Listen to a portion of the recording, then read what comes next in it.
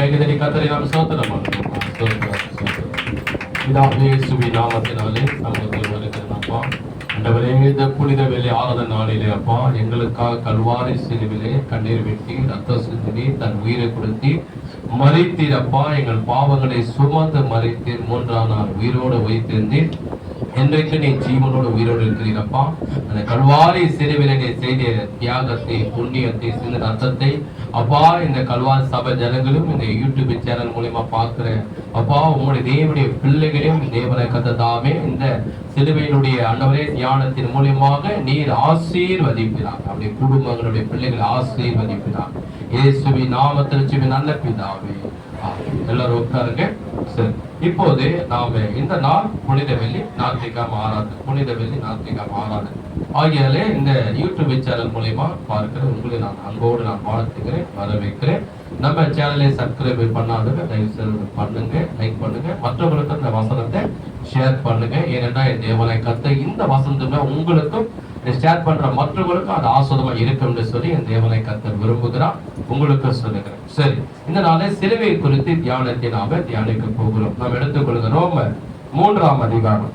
ரோமர் 3ஆம் அதிகாரம் எடுத்துக்கொள்ளுங்க. ரோமர் 3ஆம் அதிகாரத்திலே நாம் பார்க்க போறோம். இன்றைக்கு சிலுவையின் தியானம் என புனித வெள்ளி என்று ஏசப்பா சிலுவிலே செய்திய தியாகத்தை, அவர் சிந்த ரத்தத்தை, அவர் பட்ட பாடுகளை நாம இன்னைக்கு வேத வசனத்துல தியானிக்க போகிறோம்.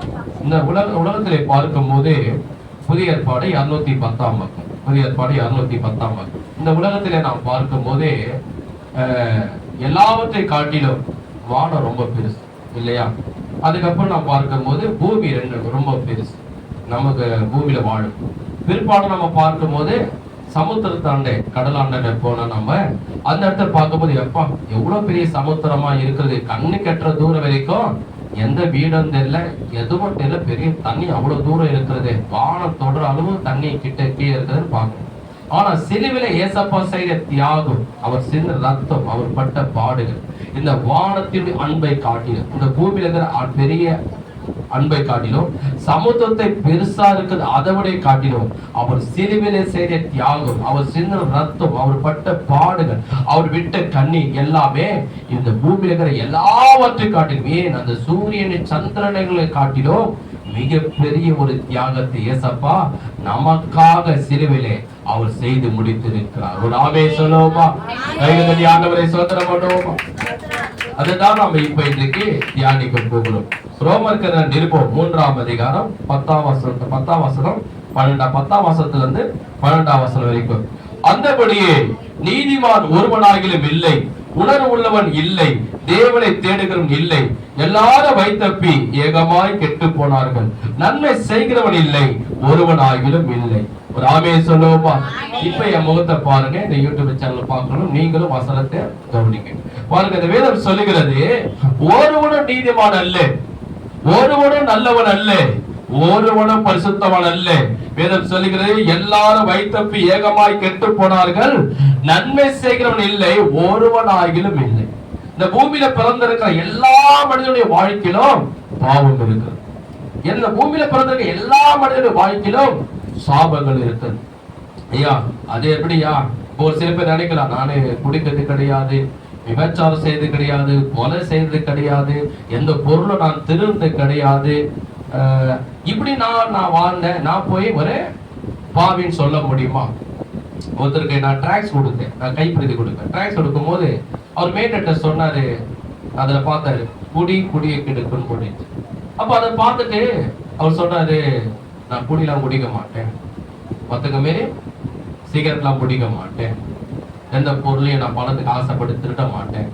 அப்ப நான் தான் பாவி அப்படின்னு அவர் கேட்டார். நல்லா கவனிக்க, பாவி மனுஷன் என்ன பண்றான், பாவம் செய்வதை பார்த்து பாவம்னு சொல்றோம், கரெக்ட் பாவின்னு சொல்றோம்.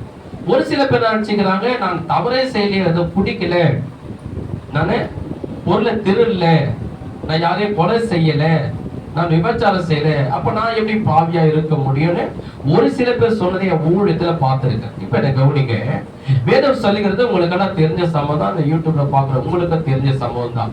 ஆதாம் ஏவாள் இருவரும் பாவம் செய்தார். அவர்கள் செய்த மாத்திரத்திலே இந்த பூமியில பிறந்திருக்கிற எல்லா ஆண்களும் இந்த பூமியில பிறந்திருக்கிற எல்லா பெண்களும் யார் மூலியமா பிறந்தார்கள் என்றால் ஆதாம் ஏவாள் மூலியமா தான் பிறந்தவர்கள். இப்ப நீங்க பாத்தீங்கன்னா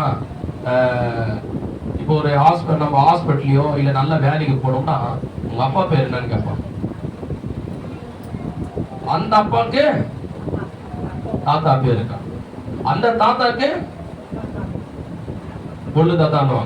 அப்படியே நம்ம போய்கினே இருந்தா கடைசியா எங்க போவோம்னா ஆதாம் கிட்ட போகும். இப்ப ஏசப்பா நம்ம பிறக்கும் போது அவருக்கு முன்னாடி இந்த 14 தலைமுறை முன்னாடி யார் இருந்தா தாவீது இருந்தார். அதுக்கு பின்னாடி இந்த மத்திய சுவிசேஷத்துல பார்த்தோம் என்றால் தாவீதுக்கு முன்னாடி 14 தலைமுறை யார் இருந்தார் என்றால் ஆபிரகாம் இருந்தார். அந்த ஆபிரகாமுக்கு முன்னாடி நான் பார்க்கும் போது ஆதாம் வருவார். அந்த ஆதாமுடைய வம்சத்துலதான் ஏவாளுடைய வம்சத்துலதான் இந்த பூமியில இருக்கிற எல்லா ஆண்களும் எல்லா பெண்களும் பூமியில பிறக்க ஆரம்பித்தார்கள். அப்ப அவர்கள் பாவம் செய்தனாலே அவர்கள் மூலியமாக பிறந்த எல்லா மனிதனும் பாவத்துல பிறந்திருக்கிறான், சாபத்துல பிறந்திருக்கிறான், வியாதியில பிறந்திருக்கிறான். அதனால்தான் ஒரு மனிதனா அந்த பூமியில பிறந்தா அவனுக்கு வியாதின்னு ஒண்ணு வருது. அது எப்படியா? அவர் ஆதாம் ஏவாள் ஏதேன் தோட்டத்துல வாழ்ந்தாங்க, தேவனுக்கு கீழ்ப்படியில சாத்தானுக்கு இடம் கொடுத்தாங்க, அவங்க பாவம் செய்தாங்க. அத நாம எப்படி செய்தேன்னு சொல்ல முடியும்? நான் 2026 வாழுகிறேன், அவங்க ஏதேன் தோட்டத்துல வாழ்ந்தாங்க, அவங்க தேவனுக்கு கீழ்ப்படியில சாத்தானுக்கு இடம் கொடுத்து தீமையான கனி புசித்தாங்க, அவங்க பாவம் செய்தா கரெக்ட், பைபிள்ல இருக்கு. நான் எப்படி அப்படின்னு பார்த்தீங்கன்னா இப்ப என்ன கவனிக்க. இப்ப ஏதோ ஒரு மரத்துடைய கனி சொல்லுங்க பேர், ஒரு மரத்துடைய கனி பேர் சொல்லுங்க. மாம்பழம். அது என்ன மாம்பழம் சொல்லலாம்? மாம்பழத்துக்கு நிறைய மாம்பழம் இருக்குல்ல, ரொம்ப ஆசையாக இருக்கு ரோமாடி சாப்பிட. அப்போ அந்த மாங்காவுடைய கொட்டையை நம்ம என்ன பண்றோம், ரோமானி கொட்டையை எடுத்துட்டு போயிட்டு மண்ணில போடணும். மண்ணை போட்டு தண்ணி ஊற்றி வளர்க்கணும். அது கொஞ்சம் வருஷம் ஆனப்ப பெரிய மரம் ஆயிடுச்சு. இப்ப அந்த மரத்துல என்ன கனி இருக்கும்? மாம்பழம் இருக்கு. அது என்ன மாம்பழமா இருக்கும்? ரோமானி. கரெக்ட். அது அந்த மண்ணுல போட்ட அதே விதை, அதே கொட்டை, அதே பழம், அதே டேஸ்ட், அதே ருசி பல வருஷம் கழிஞ்சு, நல்லா கவனிங்க, பல வருஷம் பிற்பாடு அந்த மரத்துல பார்க்கும்போது ஒரு மாம்பழமா தோங்கும். அதை பிரிச்சு நம்ம சாப்பிடும் போது பல வருஷத்துக்கு முன்னாடி இந்த மண்ணுல நீ என்ன மாம்பழத்தை போட்ட, என்ன கொட்டையை போட்டு அது கூட என்ன டேஸ்ட் இருந்தது, என்ன ருசி இருந்ததோ பல வருஷத்துக்கு பிற்பாடு அது மரமாகும் போது கனி கொடுக்கும் போது, இப்ப இந்த மாம்பழ சீசன், அதை நீ பறிச்சு சாப்பிட்டீங்கன்னா அதே டேஸ்ட் அதே ருசி அதுல இருக்கமா இருக்காதா? நான் சொல்ல புரியுதுங்களா? இப்போ இன்னொன்னு, இப்ப பாவக்காய் விதையை எடுத்துக்கணும். அது எங்க வீட்டுல கூட அப்படிதான் பாவக்காய் விதை பண்ணைக்கு போனா கூட அந்த பொட்டியை எடுத்துன்னு போயிட்டு தொட்டியில போட்டு அதுல போய் தண்ணி ஊத்தி வைப்பேன். கொஞ்ச நாள் ஆன பிற்பாடு அப்படியே அந்த தொட்டில இருந்து கொடி கொஞ்சம் அப்படியே வளர்ந்து வருது. அதை பார்த்து ரொம்ப சந்தோஷப்பட்டேன். திடீர்னு சாயந்தர நேரத்துல என்ன பண்ணுவேன், அதை தண்ணி ஊத்துவேன். அது கொஞ்ச நாள் அப்படி இன்னும் கொஞ்சம் கொடி பெருசா வருது, இன்னும் கொஞ்சம் பெருசா வந்து போகும்போது வரும்போது யாருமே அதை பார்க்கல, கண்டுக்கல. அது மாட்டம் வளர்ந்துன்னு போயிட்டாங்க. நான் அதை கவனிச்சு அந்த கொடி வந்துக்கிட்டே இருந்தது. இன்னும் கொடி வளர நம்ம கரண்ட் இது சொல்றாங்க இல்லையா, அந்த கேபிள் லைட் ஒயர், அதுல அப்படியே படவி அந்த கொடி போகுது. அப்படியே பாவக்காலாம் ஒரு இடத்துல அப்படியே தொங்குது. இப்ப போற வரங்கள் என்ன பண்றாங்க, அந்த பாவக்காவே பார்க்கறாங்க. ஆஹா அழகாகுது, பாவக்காய் அழகாகுது, அழகழகா தொங்குது, எப்போ எடுக்கலாம், எப்போ சாப்பிடலாம்.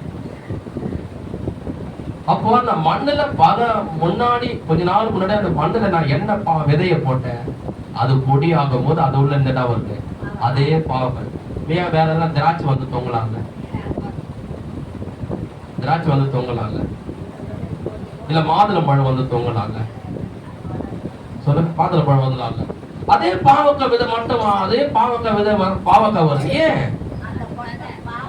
அந்த மண்ணுல நான் என்ன விதைய நான் விதைச்சேனோ அதுதான் மரத்திலே வரும், கொடியில வரும். அதே போலதான் ஆதாம் ஏவாள் எப்போ ஆதாம் தேவனுடைய வார்த்தையை மீறி பாவம் செய்தார்களோ, அவர்கள் வாழ்க்கையில வந்த பாவம், அவர்கள் வாழ்க்கையில வந்த சாபம், அவர்கள் வாழ்க்கையில வந்த மரணம், அவர்கள் வாழ்க்கையில வந்த வியாதி, அவர்கள் மூலியமாக இந்த உலகத்துல எல்லா ஆண்களும் எல்லா பெண்களும் பிறந்ததுனாலே எல்லாருடைய தலைமையில என்ன இருக்குதுன்னா அதே பாவம் இருக்கிறது, அதே சாபம் இருக்கிறது, அதே வியாதி இருக்கிறது.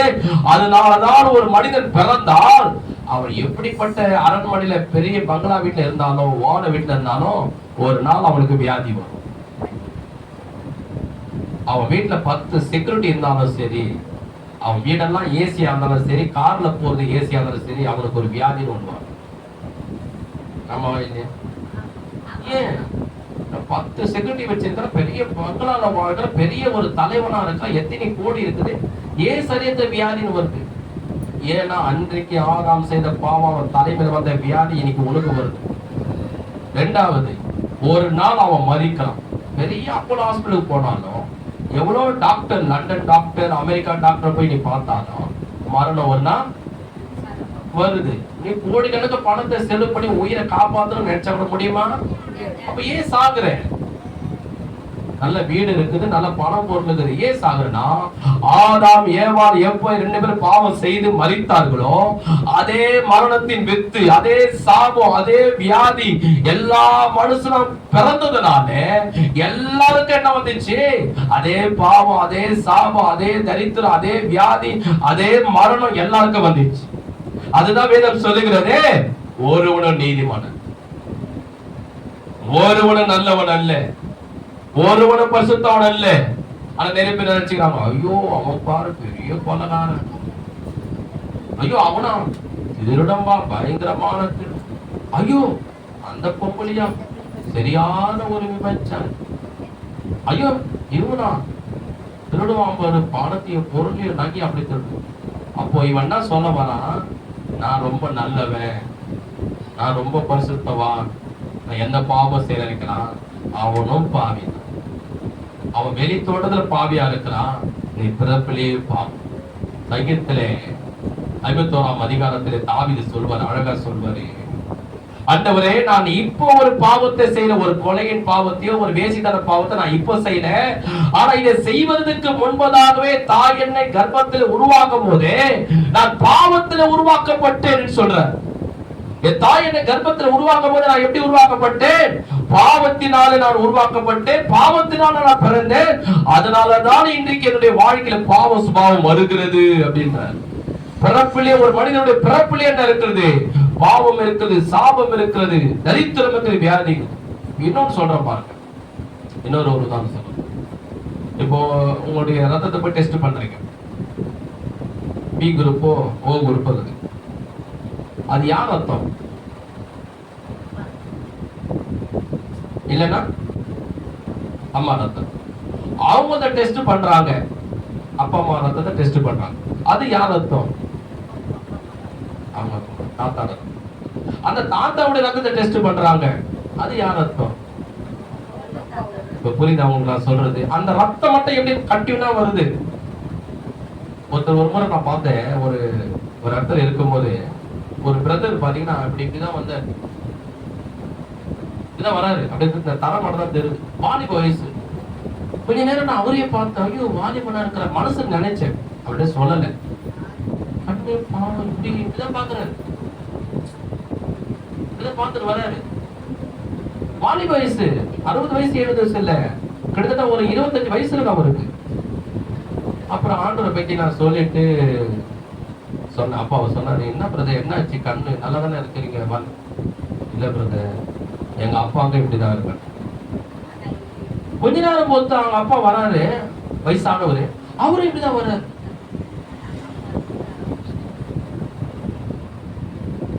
அவர் எப்படி வர்றாரு? அவங்க அப்பாவுக்கு எப்படி இருக்கிற சுபாவம் அப்படியே அந்த பிள்ளைக்கும். நான் சொல்றது புரிஞ்சு வேண்டாண்டே, அது ஒரு உதாரணம் சொல்றேன். அதே போலதான் ஆதாம் ஏவாள் இருவரும் பாவம் செய்தனாலே அவங்க தலைமையில பாவம், அவங்க தலைமையில சாபம், அவங்க தலைமையில வியாதி, அவங்க தலைமையில மரணம் வந்தது. செத்தா நரகத்துக்கு போனோம். அவங்க மூலியமா அந்த பூமியில எல்லாரும் பிறந்ததுனால எல்லாரும் தலைமையில என்ன இருக்கிறது? சாபம். இதுதான் நான் விளக்க விரும்புறேன். எல்லாருடைய தலையில சாபம் இருக்குது, எல்லா தலைமையில மரணம் இல்லை. அதனால பூமியில ஒருத்தர் பிறந்தா அவன் நல்லவனா இருந்தாலும் சரி, யாரா இருந்தாலும் சரி, மரணம் என்பது வருது, வியாதி என்பது வருது. புரிஞ்சுங்களா சொல்றது? அப்போ அதுதான் வேதம் சொல்லுகிறது 3:23 பாருங்க, ரோமர் 3:23, எல்லாரும் பாவம் செய்து தேவ மகிமை அற்றவளானார்கள் என்று. எல்லாருடைய வாழ்க்கையில பாவம் இருக்குதுனாலே தேவனுடைய பிரசன்னத்தை இழந்தாங்க, தேவனுடைய மகிமையை இழந்தாங்க.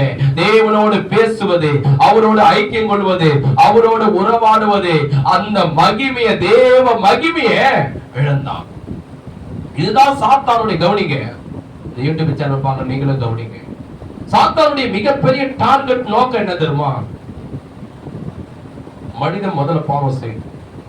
ஏன் தெரியுமா? ஃபர்ஸ்ட் அவருடைய நோக்கம் தேவனை விட்டு அவங்களை பிரிக்கணும். தேவனை விட்டு பிரிக்கக்கூடிய சக்தி இந்த உலகத்துல எதுக்கும் கிடையாது. தண்ணினாலும் கிடையாது, நெருப்புனால முடியாது. இந்த உலகத்தை எந்த பிரச்சனைகள் போராடுதுனாலும் பவுல் சொல்வார், பசியோ, வியாக்குலமோ, நாசமோசமோ, நிர்வாணமோ, பட்டயமோ, பஞ்சமோ, எது கிறிஸ்துவுடைய அன்பை விட்டு பிரிக்க முடியும்? ஒரு ஆமென் சொல்லு, ஒரு அல்லேலூயா சொல்லு. ஆனால் பாவம் ஒரு மனுஷனுடைய வாழ்க்கையில வந்துச்சுன்னா அது தேவனோடு இருக்கக்கூடிய ஐக்கியத்தை பிரிக்கும், அந்த அன்பை பிரிக்கும், அந்த பாசத்தை பிரிக்கும், அந்த உறவை அதை பிரிக்கும். அதுதான் பாவத்தை பிசாசு கொண்டு வருது. அப்போ இன்னொன்று சொல்லப்படுகிறது, ரோமர்ல சொல்லப்படுது 6:23, பாவத்தின் சம்பளம், பாவத்தின் சம்பளம். இன்னொன்னு சொல்லி இருக்கிறேன், ஞாபகம் இருக்கா? பாவத்தின் சம்பளம் நான் ரொம்ப நாள் முன்னாடி சொல்லி இருக்கிறேன், ஞாபகம் இருக்கா? ஃபர்ஸ்ட் சொன்னீங்க, பாவத்தின் சம்பளம் மரணம். மரித்துனா மனுஷன் என்ன பண்றாங்க? இப்ப சாவனை நீங்க பாத்தீங்கன்னா சரீரத்தை கொண்டு போய் வச்சிருவாங்க. ஏசப்பா கூட இன்னைக்கு சிலுவையில மரிக்கிறார். அவரு அதிகாலைல 3 மணிக்கு என்ன பண்ணாங்கன்னா பிளாத்துக்கிட்ட முன்னாடி கொண்டு போய் நிறுத்தலாம். 9 மணிக்கு சிலுவையில அறைய ஒப்பு கொடுத்தாங்க. அந்த இஸ்ரவேல் நாட்டுல இருக்கக்கூடிய டைம், அது நம்ம டைம் இல்லை, அவங்க டைம். 9 மணிக்கு அவர் மரித்தார், சிலுவையில அறைய கொண்டு போனாங்க. 12 மணிக்கு அவரு சிலுவையில வந்து ரத்தம் செஞ்சு அவர் மரித்தார். அதுக்கப்புறம் அவர் இறந்த உடனே அந்த சரீரத்தை என்ன பண்றாங்க? கொண்டு போயிட்டு கல்லறையில வைக்கிறாங்க. அந்த ஆவினா இது போயிடுது. ஒரு மனுஷன் இறந்துட்டானா, ஐயோ பார்க்க நல்லா இருக்கு, என்ன ஆச்சு? ஆடிட்டாரு. சரீரம் நல்லா இருக்குது, முகம் நல்லா இருக்குது, கண்ணு, வாய், கை, காலு, உடம்பு எந்த பாதிப்பும் இல்லை, எந்த இதுவே இல்லை, நல்லா இருக்குது. ஆனா ஏன் எழுந்துக்க முடியல? ஏன் அவரால பேச முடியல? ஏன் எழுந்து அவரால் உட்கார முடியல? பக்கத்துல இருக்கிறவங்க அழுவுறாங்க, அம்மா அப்பா அழுவுறாங்க, மனைவி அழுவுறாங்க, பிள்ளைங்க அழுவுறாங்க, எல்லாம் மாட்டாட்சி அழுவுறாங்க. ஏன் அவரால் எழுந்துக்க முடியல? சொல்ல மாட்டீங்க. அவருக்குள்ள என்ன இல்ல? ஆவி கிடையாது. அப்ப அந்த ஆவி எங்க போகும் என்றால், பாவத்துல வாழ்ந்த ஒரு மனிதன் மரித்தால் அவருடைய ஆவி எங்க போகும் என்றால் நரகத்துக்கு போகும். பாருங்க, எவ்வளவு மில்லியன் தூரத்துல இருக்கிற சூரியன், அதனுடைய வெப்பம் தரையில அடிக்குது. நம்ம கொஞ்ச நேரம் வெளியே போய் வெயில்ல அடிக்கிற வெயில்ல ஒரு அரை மணி நேரம் நிக்க முடியுமா? எல்லாரும் என்ன சொல்றாங்க இன்னைக்கு எல்லாருடைய பேச்சை பத்தி, எப்பா என்ன வெயிலுப்பா, ஐயோ அதிகமான வெயிலுப்பா, நிக்க முடியலப்பா, நடக்க முடியலப்பா, ஐயோ கொஞ்சம் தூரம் நடந்து வந்தாலும் வெயில் அடிச்சு தாகம் எடுக்குதுப்பா, ஒரு ஜூஸ் ஒண்ணு குடிக்கலாம் போல இருக்குது. அப்போ எவ்வளோ பூமியை காட்டிலும் மில்லியன் கணக்கு தூரத்துல இருக்க சூரியனுடைய வெப்பத்தையே நம்ம தரையில நின்று தாங்க முடியலன்னா, அந்த நரகம் என்பது நல்லா கவனிங்க, கந்தகமும் எரிகிற அக்னி கடல், அது சாத்தான் இருக்கக்கூடிய வீடு, அது கந்தகமும் புழுக்களும் நிறைந்த அந்த நரகத்துக்கு ஒரு மனிதன், கவனிங்க, அவன் செத்து நரகத்துக்கு போக கூடாது சொல்லிதான் ஏன் தேவனுடைய குமார் இந்த பூமிக்கு வந்தால் தெரியுமா? ஏன் சிலுவையில மரிக்கிறதுக்காக தன்னை ஒப்பு கொடுத்தால் தெரியுமா? அதுக்கு மூல காரணமே இதுதான்.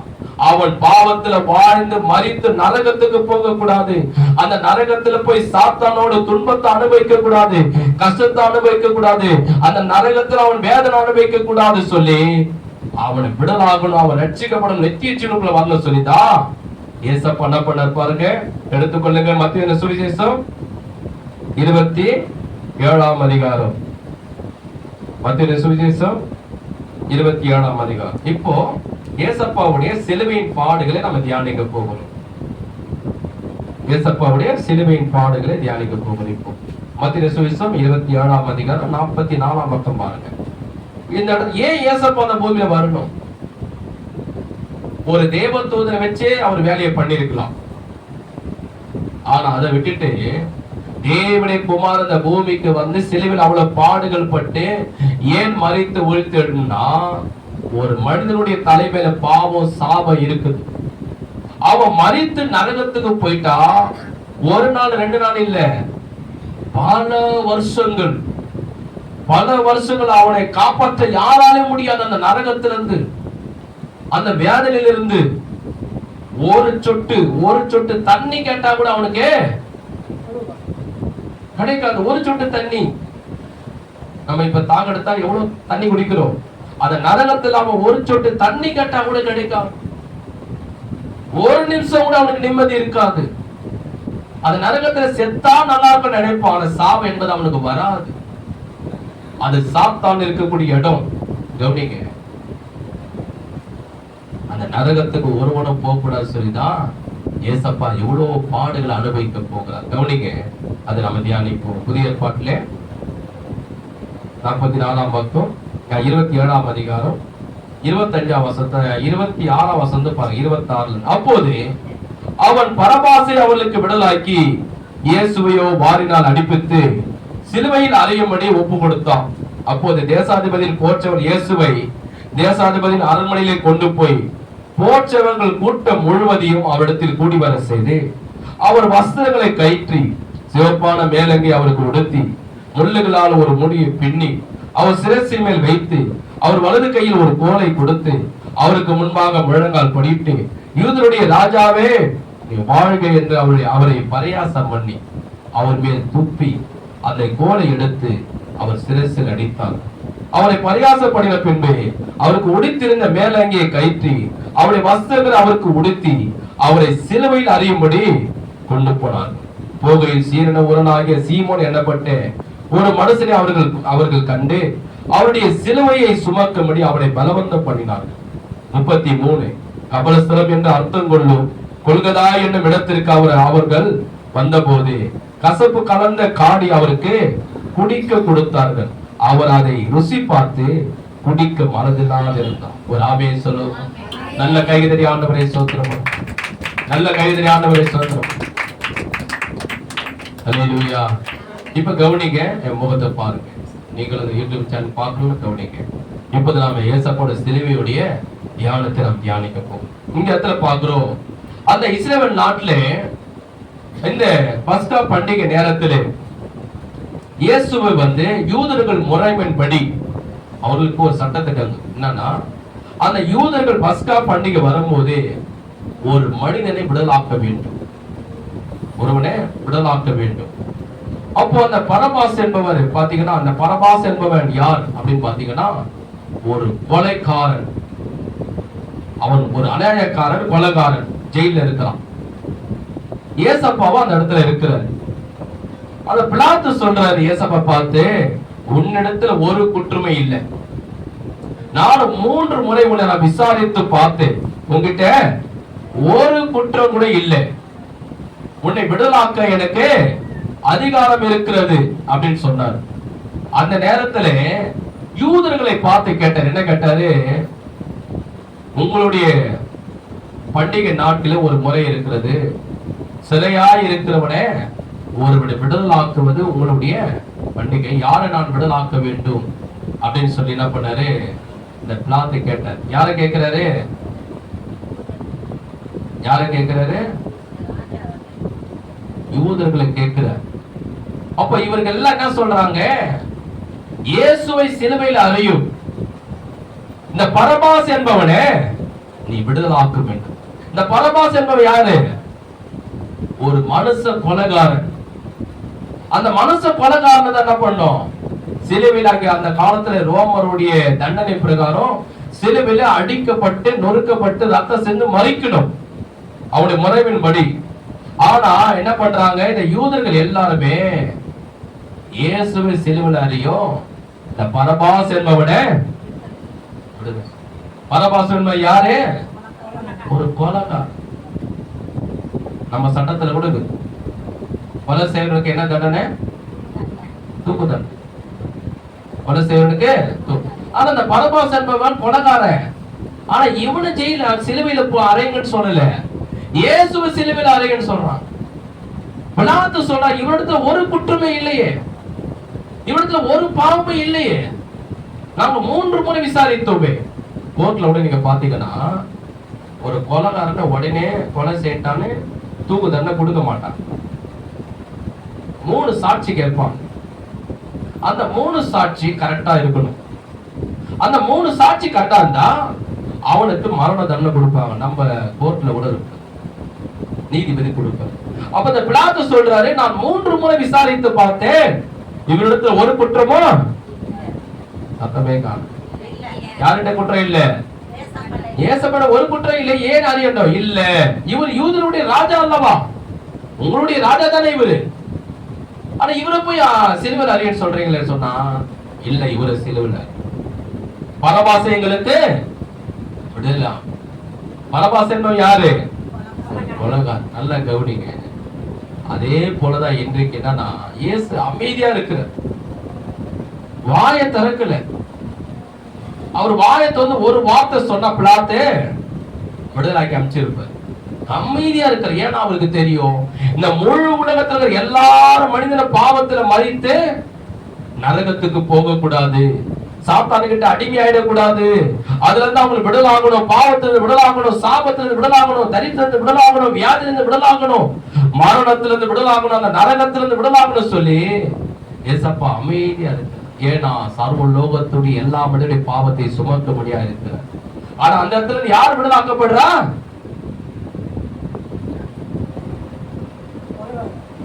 பரபாஸ் விடலாக்கப்படுறான். அவன் ஒரு கொலைகாரன். அது இயேசு பாவம் அறியாதவர், பாவம் செய்யாதவரு தன்னை ஒப்பு கொடு. இது எதை காண்பிக்குதுன்னா, கவனிங்க, நிமிர்ந்து உட்காருங்க, முகத்தை பாருங்க. இது எதை காண்பிக்குதுன்னா, பாவம் செய்து மனுஷன் அவன் தான் சிலுவையில் அறையணும். ஆனா அந்த இடத்துல பாவம் அறியாதவர், பாவம் செய்யாதவர், பாவத்தை பார்க்காத சுத்த கண்கள் உடையவர் யாரு? ஏசப்பா. ஆனா அவர் என்ன பண்றாரு? அந்த ஒப்பு கொடுக்க. மனுஷ பாவத்துக்காக மறிக்க கூடாது, அவன் சிலுவையில மறிக்க கூடாது, ரத்தம் சிந்த கூடாது, உயிரை கொடுக்க கூடாது, நரகத்துக்கு கூடாது. பாவம் அறியாதவர் ஏசப்பா நமக்காக அந்த ஒப்பு கொடுக்கிறார். கைதடி கர்த்தரை நாம் ஸ்தோத்திரிக்கிறோம். அந்த பரபாஸ் என்பவன் தான் யார் தெரியுமா? இன்னைக்கு பாவம் செய்த மனுஷன். அந்த பரபாச தான் அந்த சிலுவையில் அறையணும். ஆனா அங்கே அவன் விடுதலை வீட்டுக்கு போறான். பாவம் செய்யாதவர் ஏசப்பா, அவரை சிலுவையில் அறைய விட கொண்டு போறாங்க. அதுதான் இன்னைக்கு உலகத்தில் இருக்கிற மனிதர்கள். நாம பாவம் செய்தோம், நம்ம தான் சிலுவையில் மாதிரி நிறைய பேரை நான் பார்த்துருக்கிறேன். என்ன பண்ணுவாங்க, நான் கூட சின்ன வயசுல அறியாம சிலுவையை பார்த்து, ஐயோ பாவம் அவங்க சிலுவையில் அறிவிச்சிட்டாங்களே அப்படின்னு பார்த்துட்டு என்ன பண்ணுவாங்க, சிலுவை போட்டு போவோம். ஆனா அந்த சிலுவையில யார் தொங்கணும்? அந்த மனுஷன் தான் தொங்கணும், அந்த மனுஷி தான் தொங்கணும்.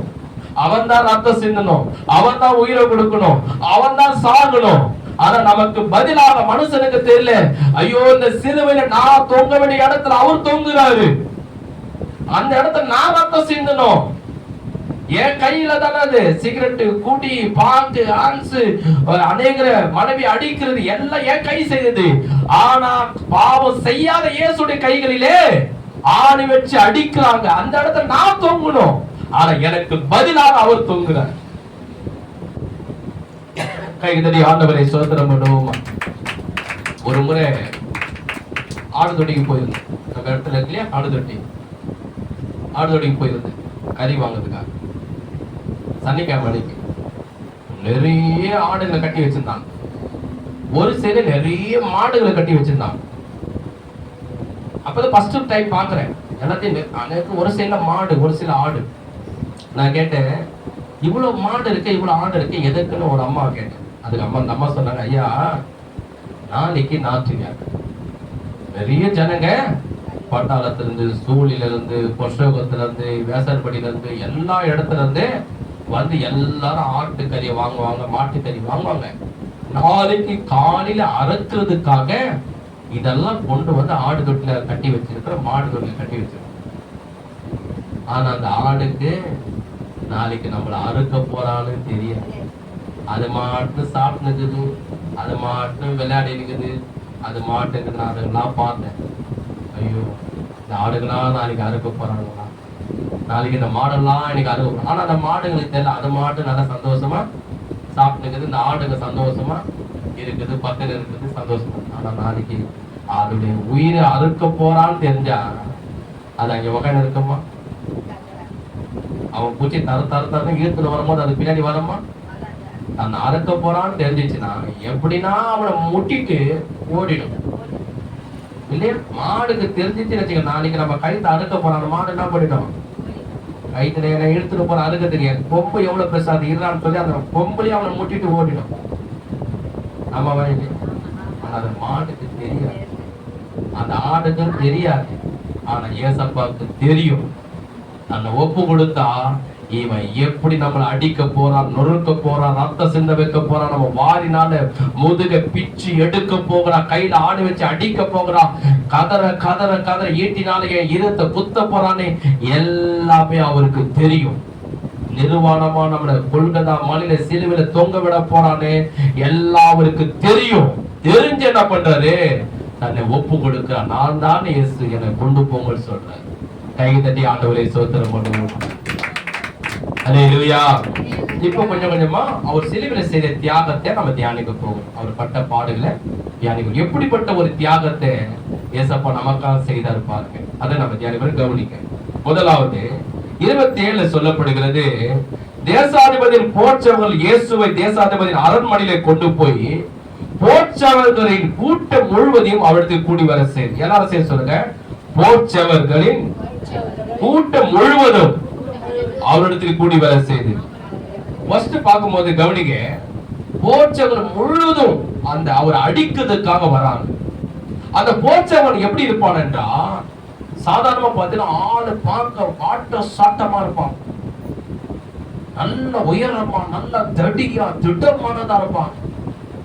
ஆளை பார்த்தா எப்படி ஒரு மரம் கட்டிய தூக்குற அளவு இருப்பாங்க. கவனிங்க, அப்படி இருக்கக்கூடியது அந்த ரோம போச்சை சேர்ப்பாங்க. இப்ப உதாரணத்துக்கு நம்ம ஒரு போலீஸ்கார பாக்குறோம், ஒரு காவல்துறையை பார்க்கணும். காவல்துறையை பார்த்தா சாதாரண ஆம்பளைங்க மாதிரியா இருக்கிறாங்க? எப்படி இருக்கிறாங்க? நல்லா ஹைட்டா இருப்பான், பார்த்த உடனே உடம்புலாம் திடமானதா இருக்கும். அப்போ போலீஸ்கார வந்துட்டாங்க அப்படின்னா எனக்கு கொஞ்சம் பயம் வந்துடும். ஏன்னா அவரை பார்த்த உடனே என்ன இருக்கும், ஆள் அவ்வளவு ஹைட்டா இருப்பாரு, வெயிட்டா இருப்பாரு, மீசெல்லாம் பெருசா இருக்கும், உடம்புல. இதுலயே நீங்க ராணுவத்துல பார்த்தீங்கன்னா இன்னும் ஆள் பலனா இருப்பாங்க. நம்மள பேர் சாதாரணமா ஒரு நோஞ்சான் மாரி சாதாரண ஆள் மாரி, நல்ல ஆளு திட்டமானதா இருப்பாங்க. ஏன்னா ஆயுதங்களை எடுக்கணும், எண்ணெய் எடுக்கணும், மலையில ஓடணும், ராணுவத்துல போகணும் சொல்லி ஆளுங்க எல்லாம் வாட்ட சாட்டமா இருப்பாங்க. அந்த ரோம போற்றவங்க எப்படி இருந்தாங்களா, வல்லரசான நாடு, வாட்ட, அது ஒரு ஆள் இல்ல. நல்ல கவனிங்க, அவங்க கூட்டம் முழுவதும் வராங்க. யாருக்கிட்ட வராங்க? யாருக்கிட்ட வராங்க? ஏசப்பாவை நொறுக்க, அவர் அடிக்க, அவர் சித்திரவதை பண்ண, அவர் கூட்டம் முழுவதுமா வராங்க. அது எப்படி இருக்கோ அவருக்கு பாருங்க. 28 சொல்லப்படுது, அவருடைய வஸ்திரங்களை கயிற்றி சிவப்பான மேலங்கியே அவருக்கு உடுத்தி முள்ளுகளால் ஒரு முடியை பின்னி அவர் சிரசின் மேல் வைத்து அவர் வலது கையில் ஒரு கோலை கொடுத்து அவருக்கு முன்பாக முழங்கால் படிட்டு, யூதருடைய ராஜாவே நீ வாழ்க என்று அவரை பரியாசம் பண்ணி. கவனிங்க, இதை தியானிக்க போகிற சிலுவையில கவனிங்க, 29 விஷ நிறந்த முள்ளு. அந்த விஷ நிறந்த முள்ளு பாத்தீங்கன்னா 3 இன்ச் முள்ளு. அந்த 3 இன்ச் முள்ளு எப்படிங்களா இவ்வளவு பெருசா இருக்கும். அது ரொம்ப விஷம் உள்ளது. அது ஆயிரக்கணக்காக பின்னுவாங்க. கவனிங்க, ஆயிரக்கணக்காக அதை பின்னி என்ன பண்றாங்க, ஏசப்பா தலையில வச்சு அப்படியே அழுத்துறாங்க. ஏசப்பா தலையில வச்சு அழுத்துது. நாம என்ன செய்யறான், ஒரு சுத்தி எடுத்து அந்த தலையில அழுத்துற முள்ளுக்கு நேராக சுத்தி எடுத்து அடிக்கணும். அது ஸ்ட்ராங்கான முள்ளு தலையில இறங்கணும்னு சொல்லி எவ்வளவு வலி வேதனை இருந்திருக்கும் யோசனை பண்ணிப்பாங்க. எவ்வளவு வலி வேதனை இருந்திருக்கும். ஒரு வேத பண்டிகை சொல்றாரு, அந்த 3 இன்ச் முள்ளுகள் தலையில குத்தி தலைக்கு மூளைக்கு எவ்வளவு தூரம் இருக்கும் சொல்லுங்களேன்? அவ்வளவுதான். 3 இன்ச் முள்ளுனா அந்த மூளையை குத்தி அவருக்கு இழுக்குது, கண்ணு வழியா வந்துதான். எவ்வளவு வலி வேதனை அவர் துடிச்சிருப்பார். அது விஷ நிறந்த முள். ஒரு முறை சின்ன வயசுல எனக்கு விளையாடும் போது, சின்ன வயசுல விளையாடுவேன், அங்க எங்க ஓடி ஓடி விளையாடுவேன். காலில் ஒரு வேல்கத்தா முள்ளு குத்திச்சு. காலில் அந்த வேல்கத்தா முள்ளு குத்திச்சு பாருங்க, அது உள்ள போய் குத்துறது பயங்கர வலி, தாங்க முடியல. எங்க வீட்டுல இருக்கிறவங்க என்ன பண்ணாங்க, எங்க அண்ணன் எல்லாம் அம்மா ஹாஸ்பிட்டல் கொண்டு போனாங்க. காலில் சின்ன வயசுல வேல்கத்தா முள்ளு உள்ள பாதத்துக்கு கீழே உள்ள குத்திச்சு. செருப்பு போடாம விளையாடிட்டோம். அத உள்ள இருந்தா அந்த டாக்டர் என்ன பண்ணாரு, எடுக்கிறாரு. அந்த வலி உயிரே போயிருமே ஆயிடுச்சு. அது தாங்கவே முடியல. ஒரு சைடு அந்த டாக்டர் கையை பிடிச்சிக்கிட்டேன். ஐயோ டாக்டர் எடுக்காதீங்க எடுக்காதீங்க எடுக்காது சொல்லி டாக்டர் கையை பிடிச்சிக்கிட்டேன். ஒருத்தர் என்ன பண்ணாங்க, அந்த வலி தாங்க, ஒருத்தர் என் கையை எப்படி பிடிச்சிக்கலாம், ஒருத்தர் இங்க சைடுல கையை பிடிச்சிக்கலாம். சின்ன வயசுல ஒருத்தர் 2 பேர் என்ன பண்ணாங்க, ஸ்டாஃபுங்க எங்க அண்ணனுக்கு எல்லாம் காலை பிடிச்சிக்கலாம். கத்துற போது அந்த ஹாஸ்பிட்டலே கத்துறோம். ஏன்னா அந்த பாடத்துல இருக்கிற முள்ள ஒரு சீடி எடுக்கிறாரோ அந்த வலி தாங்க. ஏன்னா அது உள்ள என்ன பண்ணுது, என் சதையெல்லாம் அப்படியே கீழ்ச்சிக்கு வெளியே வருது, ரத்தம் வெளியே வந்து சீர் வெளியே வந்து அப்படி கீழ்ச்சிக்கு எடுக்கிறாங்க. தாங்க முடியல. நான் சொல்றது ஒரு சின்ன வெள்ளை இவ்வளவுதான். நான் சொல்றது இவ்வளவு பெருசா இல்லை, இவ்வளவுதான் ஒரு அரிசி அளவு. அதுவே என்னால தாங்க முடியலன்னா 3 இன்ச் முள் ஆயிரக்கணக்கா பின்னி அவர் தலையில வச்சு குத்தி அழுத்தி, அது இல்லாம அது நல்லா ஆழமா இறங்கணும் சொல்லி ஒரு சுத்தி எடுத்து ஓங்கி அடிக்கிறான். எவ்வளவு வலி இருந்திருக்கு. அவர் முகம் முழுதெல்லாம் ரத்தம், தலையில அழுத்தின முள்ளு முகம் முழுதெல்லாம் ரத்தமா. ஏசாயா தீர்க்கதரிசி சொல்றாரு, எவ்வளவு அழகா சொல்றாரு. சிலுவிலே நாம் அவரை பார்க்கும் போது விரும்பத்தக்க ரூபம் அழகு அவருக்கு இல்லாமல் இருந்ததாம். இந்த உலகத்துல எல்லா ஆண்களை காட்டிலும், உலகத்துல எல்லா பெண்களை காட்டிலும், இந்த உலகத்துல இருக்கிற எல்லா இயற்கையை காட்டிலும் ரொம்ப அழகானவர் யாரு? கைக தட்டி கத்தரை சோதரம். இந்த உலகத்திலே நிலாவை காட்டிலும், சமுத்திரத்தை காட்டிலும், புறாக்களை காட்டிலும், புறா கண்கள் அவர் கண்கள் அவ்வளவு அழகானவரு. ஆனா அந்த சிலுவையிலே பார்க்கும் போது நாம் விரும்பத்தக்க முகமா இது அப்படின்னு அலங்கோலமாய் மாறிட்டோம். நல்லா கவனிங்க, இந்த பாடெல்லாம் அவருக்கு படல.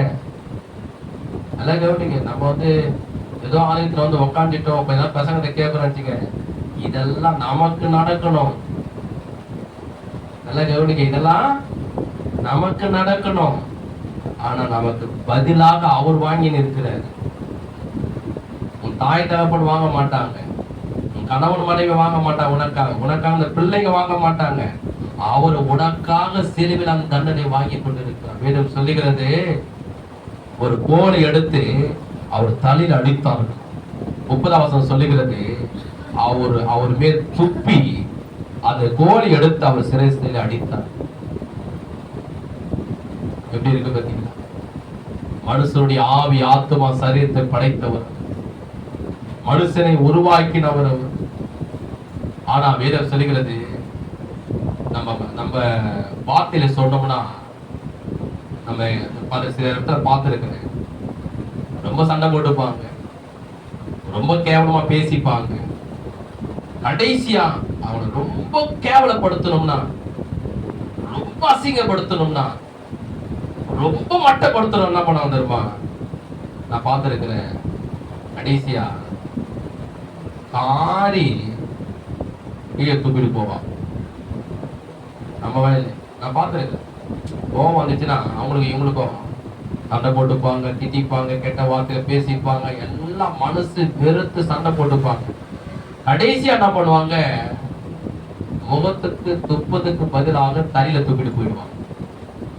அந்த அளவு என்ன பண்றாங்க, உன்னை அசிங்கப்படுத்திட்டு போறாங்கன்னு அர்த்தம், கேவலப்படுத்திட்டு போறாங்கன்னு அர்த்தம்.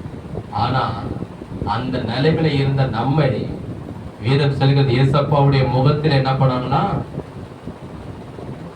அந்த வார்த்தை எப்படி நம்ம சொல்லணும், ஒரு முகத்திலே யாருன்னா நம்மள அப்படி செய்திருக்கிறாங்களா? அதுதான் ஒரு முறை நாங்க ஊழுக்கு போயிருந்தோம், சர்மா நகர் ஊழுக்கு. 2 பேர் வந்தாங்க. 2 பேர் வந்து குஷ்டு வந்தாங்க. என்னடா இயேசுவை பத்தி சொல்றீங்க, என்னடா இயேசுவை பத்தி பிரசங்கம் பண்றீங்க, இங்கெல்லாம் ஆண்டவரை பத்தி சொல்லக்கூடாதுடா, கண்ணமுடா சொல்லி கெட்ட வார்த்தையில திட்டினாங்க. ஒருத்தர் ஒரு அறக்கலை கூட எடுத்த முழுக்கலை எடுத்துட்டான், தலைமையிலேயே போட. இயேசுவை பத்தி சொல்லக்கூடாது. சரியா, சொல்ல மாட்டேன் சொல்லிட்டு அந்த இடத்த விட்டுவாங்க. நாங்கெல்லாம் டீ சாப்பிட்டோம். அப்போ ஒரு ஐயா சொன்னோம், ஐயா இனிமேல் நம்ம தெரு மொழியும் போக வேணாம், கிராம மொழியும் போக வேணாம், தெருவா இயேசை பற்றி சொல்ல வேணாம், சர்ச்சிலேயே நம்ம எல்லாம் ஆராதனை பண்ணிக்கலாம். ஏன் யான்னு கேட்டா, அப்போ சொல்றாரு, ரோட்ல போய் நின்று நம்ம பேசுறோம், நம்மள அனாவசமா திட்டுறாங்க, கேவலமா பேசுறாங்க, கெட்ட வார்த்தை சொல்லி திட்டுறாங்க, விட்டா கல்ல எடுத்து தலைமுறை போட்டுருப்பாங்க. நான் சொன்னேன், ஐயா ஆண்டவரா இயேசு கிறிஸ்து நமக்காக அவருடைய முகத்துல காரி துப்பினாங்க. நம்மள யாராவது துப்பி இருக்காங்களா? அவர் துப்புனது எதற்காகனா நமக்காக அவர் துப்பு வாங்கினார். ஆனா அவருக்காக நம்ம படுற பாடு கட்டுகளும் ஒண்ணுமே இல்லையா? அவருக்காக வாழ்ந்து செத்தா கூட அது ஒண்ணுமே இல்லையா? அவர் சிலுவையில செய்த தியாகம் தான் 1000 மடங்கு பெருசு. நமக்காக முகத்துல துப்பப்பட்ட இயந்திரமா நம்ம வெக்கம் அடைஞ்ச நம்ம முகம் கௌரவம் அடையணும், தலை நிமிர்ந்து நம்ம வாழணும், 4 பேர் மத்த நம்ம நல்லா இருக்க சொல்லி நம்முடைய முகத்துல நாம செய்த பாவத்துக்கு அவர் துப்பணும். அந்த துப்புதல அவர் வாங்குறாரு, நம்ம பாவங்களை மன்னிக்கிறாரு, நம்ம தலையை அவர் உயர்த்துறாரு. கைகதறி கத்தரை சோத்திரம். அவர் சொல்றாரு பாருங்க, 31 சொல்றாரு, அவரை பரியாச பண்ணின பின்பு கேலி கிண்டல் பண்றாங்க. அவருக்கு உடுத்திருந்த மேலங்கிய கயிற்றி அவருடைய வஸ்திரங்களை அவருக்கு உடுத்தி அவரை சிலுவையில் அறையும்படி கொண்டு போனார்கள். போகையில் சீரண ஊரனாகிய அது 33 கபலஸ்தலம் என்று அர்த்தம் கொள்ளும் கொள்கதா என்ற இடத்துக்கு அவர்கள் வந்த போது கசப்பு கலந்த காடி அவருக்கு குடிக்க கொடுத்தார்கள். அவர் அதை ருசி பார்த்து குடிக்க மனதில்லாத இருந்தார். கவுனிங்க, குடிக்க போகல.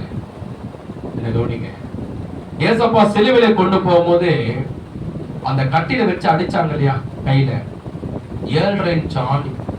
எத்தனை இன்ச்சு? ஒரு போட்டோவை எடுத்து நம்ம சவுத்துல மாட்டோம்னா பண்ணுவோம், இந்த விரல் சைஸ் இருக்கிற ஆணி அடிச்சு சவுத்துல மாட்டும். ஆனா வேதம் சொல்லுகிறது 7 இன்ச் ஆணி எடுத்து, நல்ல கவனிங்க, அந்த கையோட கை கட்டி வச்சு அவரை அடிக்கிறான். கையோட கட்டி வச்சு அவரை 7 இன்ச் ஆணி வச்சு அடிக்கிறான். ஏன்? அவர் இந்த கையினால ஏதாவது பாவம் செய்திருக்கிறாரா? இந்த கையினால குருடனை தொட்டார், அவன் பார்வையடைந்தான். கவனிங்க கவனிங்க கவனிங்க. செவிடனை தொட்டாரு, அவன் செவி கேட்டு. முடவனை தொட்டாரு, அவன் நடந்தான். குஷ்டரோகியை தொட்டாரு, அவன் சுகமானான்.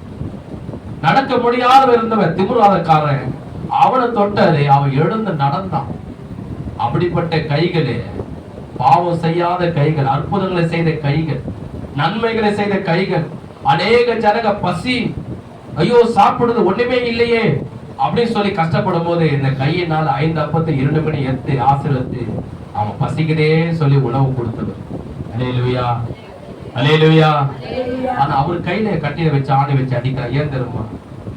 இந்த கையினாலதான் பாரு மனுஷன் சிகரெட் குடிக்கிறான், பாக்கு போடுறான், ஆன்சு போடுறான், குடிக்கிறான், மற்றவங்களை போட்டு அடிக்கிறான். இந்த கையினால ஒரு பணத்தை திருடுறோம் இல்லையா?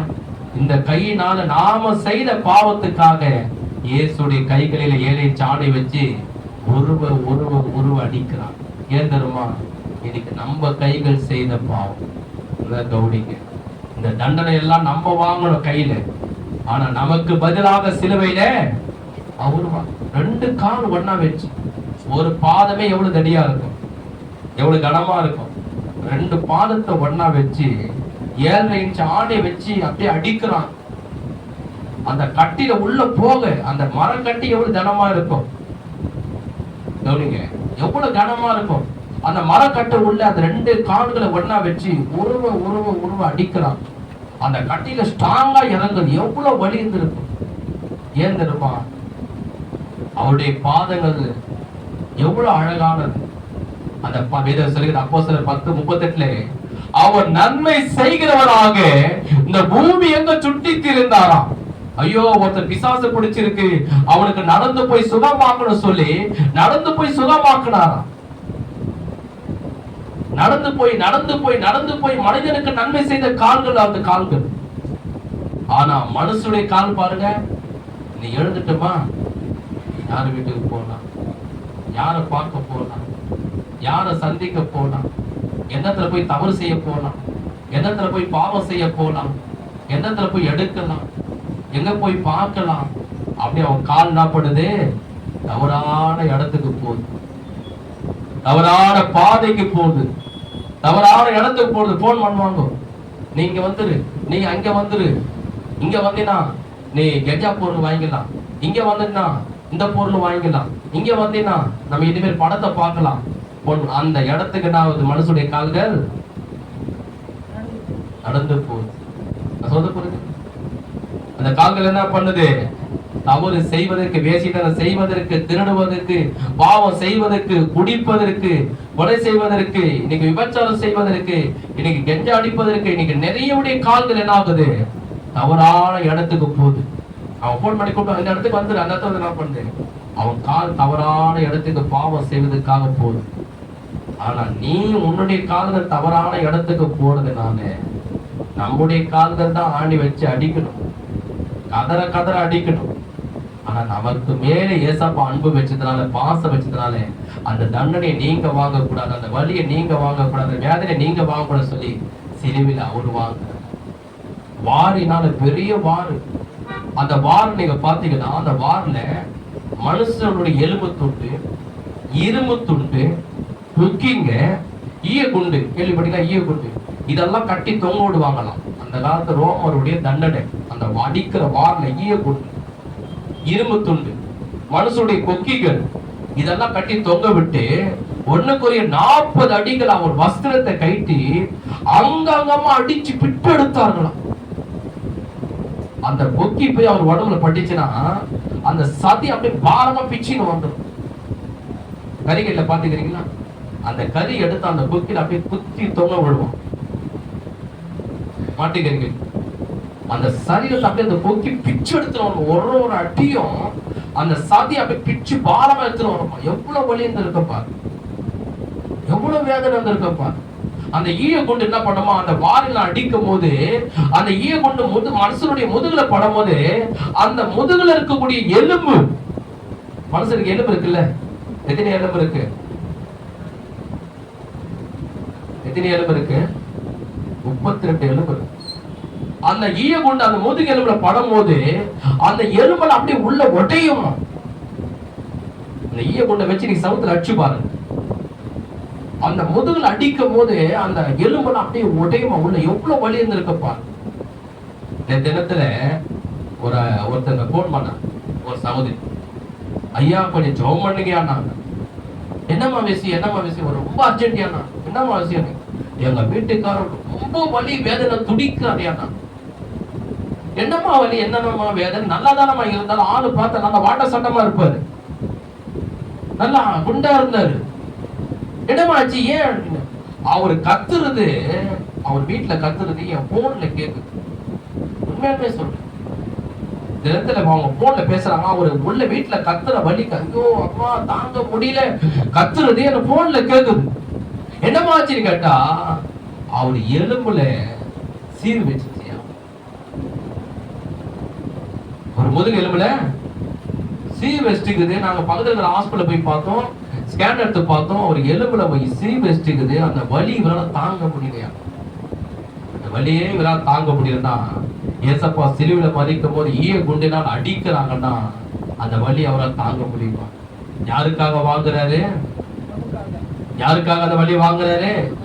அதுதான் ஏசாயா சொல்றார். ஏசாயா 53ஆம் அதிகாரம் 4ஆம் வசனம் 5ஆம் வசனம் சொல்லுகிறது, அவர் நம்முடைய மேல் சிலுவையிலே காயப்பட்டார், நம்முடைய அக்கிரமத்தை சிலுவையில் நொறுக்கப்பட்டார், உனக்கும் எனக்கும் சமாதானத்தை கொடுக்கணும், அந்த நரகத்திலிருந்து நம்மளை காப்பாற்றணும், சாத்தான் கருத்துல நம்மளை காப்பாற்றணும், சாபத்திலிருந்து நம்மளை காப்பாற்றணும் சொல்லி சிலுவையிலே அவர் சிலுவையிலே கதற கதற கதற ஆடினால, ஈட்டினால, முள்ளினால, வாரினாலே அவர் சரீரம் உரிக்கப்பட்டு உடம்புல எல்லா ரத்தத்தையும் உடம்புல ஒரு சொட்டு கூட ரத்தம் வைக்காம நம்ம பாவ மன்னிப்புக்காக சிந்தினார். அந்த தெய்வத்தை கையில தட்டி ஆண்டவரை நாம் ஸ்தோத்திரம் பண்ணுவோம். நல்ல கையில தட்டி ஆண்டவரை ஸ்தோத்திரம். பரிசுத்தமான ரத்தம், விலையேறப்பட்ட ரத்தம், மாசற்ற ரத்தம் நம்முடைய பாவ மன்னிப்புக்காக சிந்தினார். நமக்காக கண்ணீர் விட்டான். மனுஷன் தான் என்ன பண்றான்? தெய்வத்துக்கு முன்னாடி போய் மனமணியா அழுகுறான். என்ன மன்னிய சாபம் நீங்கும்ன்றான். தினிக்க அழுகுறான். ஆனா எந்த தெய்வமாவது மனுஷனுக்காக அழுது இருக்கிறாங்களா? ஆனா இயேசு கிறிஸ்து மனிதனுக்காக சிலுவையில் அழுதான். மனுஷன் தான் தெய்வத்துக்கு முன்னாடி என்ன பண்றான்? ரத்தத்தை சிந்துறான். என் சாபம் நீங்கணும் அப்படின்னு. ஆனா சாபம் நீங்க மாட்டேங்குது. ஆனா இயேசு கிறிஸ்து ஒருவர் தான் மனுஷனுடைய சாபங்கள் நீங்கணும் சொல்லி அவர் உடம்புல இருக்கிற எல்லா ரத்தத்தையும் சிலுவையிலே கொடுத்தார். ஒரு ஆமென் சொல்லுவோம். சத்தமா சொல்லுவோம். எந்த தெய்வமாவது மனுஷனுக்கு உயிர் கொடுத்திருக்காங்களா? மனுஷன் தான் உயிர் கொடுக்கிறான். தலைச்சென்பலையை கொண்டு போய் உயிர் பலியை செலுத்துறான். ஏன் தெரியுமா? பாவம் நீங்கணும், சாபம் நீங்கணும், ரோகம் நீங்கணும்னு. ஆனா பாவம் நீங்க மாட்டேது, சாபமும் நீங்க மாட்டேது. ஆனா இயேசு கிறிஸ்து ஒருவர் தான் மனுஷன் செத்து நரகத்துக்கு போக கூடாது. அவன் நித்திய ஜீவனை, அந்த மோட்சத்தை, அந்த சொர்க்கத்துக்கு வரணும், என் பிள்ளையாய் மாறணும், அவன் பாவம் மன்னிக்கப்பட சொல்லி நமக்காக உயிரை கொடுத்த தெய்வம் யார் என்றால் இயேசு கிறிஸ்து ஒருவர் தான். 3ஆம் நாள் உயிரோட உயிர்த்தெழுந்தார். திரும்பமாக இந்த பூமிக்கு 1000 பரிசுத்தவான்களோடு தேவதூதரோடு இந்த பூமிக்கு வர போகிறார். பரலோகத்துக்கு நம்ம கொண்டு போக போகிறார். கைகள் தட்டி ஆண்டவரை நாம் ஸ்தோத்திரம் பண்ணுவோம். அல்லேலூயா. அது ஒவ்வொரு நாளும் நம்ம என்ன பண்ணோம்? ஆண்டவருக்கு நன்றி சொல்லணும். ஆண்டவருக்கு நம்ம நன்றி சொல்லணும். பாருங்க, ஒவ்வொரு நாளும் நம்ம என்ன பண்ணணும்? ஆண்டவருக்கு நன்றி சொல்லணும். அது நன்றி நீங்க நினைச்சு நினைச்சு நினைச்சு என்ன பண்ணணும்? ஏசப்பா